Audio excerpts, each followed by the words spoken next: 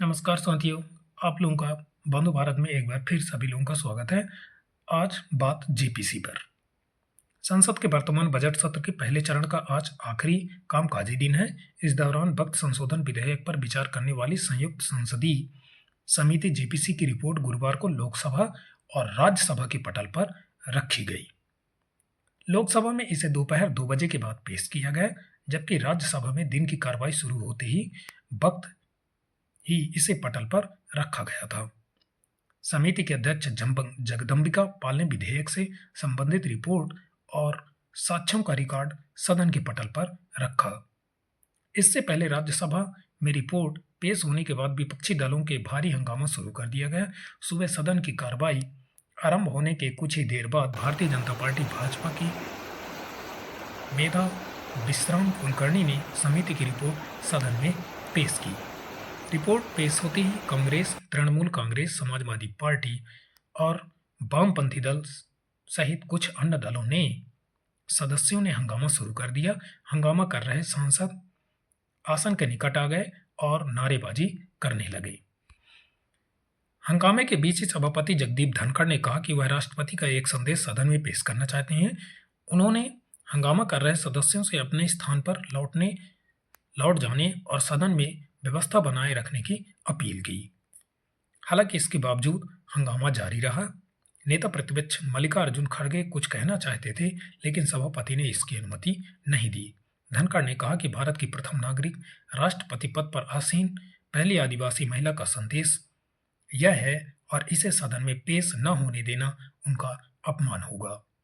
धनखड़ ने हंगामा कर रहे सांसदों से व्यवस्था बनाए रखने की अपील की और उन्हें कार्रवाई की चेतावनी भी दी। हंगामा जारी देख उन्होंने 11:09 पर सदन की कार्रवाई 11:20 तक स्थगित कर दी। संयुक्त संसदीय समिति की रिपोर्ट बीती 30 जनवरी को लोकसभा अध्यक्ष ओम बिरला को सौंपी गई थी। समिति की 655 पृष्ठों वाली इस रिपोर्ट को बहुमत से स्वीकार किया गया था। रिपोर्ट में भारतीय जनता पार्टी भाजपा के सांसदों की ओर से सुझाए गए सुझाव शामिल हैं। विपक्ष सांसदों ने इसे असंवैधानिक करार दिया था। उन्होंने आरोप लगाया था कि यह वक्त बोर्ड को बर्बाद कर देगा। भाजपा सांसदों ने इस बात पर जोर दिया था कि पिछले साल अगस्त में लोकसभा में पेश किया गया था विधेयक वक्त संपत्तियों के प्रावधान में आधुनिकता, पारदर्शिता और जवाबदेही लाने का प्रयास करेगा। समिति के भाजपा सदस्यों की ओर से प्रस्तावित सभी संशोधनों को स्वीकार कर लिया गया था और विपक्षी सांसदों के संशोधन को खारिज कर दिया गया था। समिति में शामिल विपक्षी सदस्यों ने वक्त संशोधन विधेयक के सभी 44 प्रावधानों में संशोधन का प्रस्ताव रखा था और दावा किया था कि समिति की ओर से प्रस्तावित कानून विधेयक के दमनकारी चरित्र को बरकरार रखेगा और मुस्लिम के धार्मिक मामलों में हस्तक्षेप करने का प्रयास करेगा।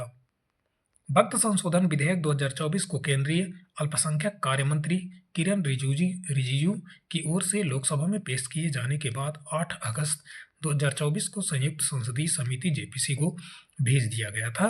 विधेयक का उद्देश्य वक्त संपत्तियों को विनियमित और प्रतिबंधित करने से जुड़े मुद्दे और चुनौतियों का समाधान करने के लिए वक्त अधिनियम 1995 में संशोधन करना है।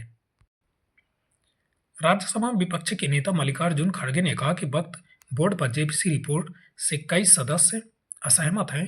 उन नोटों को हटाना और हमारे विचार को दबाना सही नहीं है। यह लोकतंत्र के खिलाफ है। असहमति रिपोर्ट को हटाने के बाद पेश की गई किसी भी रिपोर्ट की मैं निंदा करता हूं। हम ऐसी फर्जी रिपोर्ट को कभी स्वीकार नहीं करेंगे।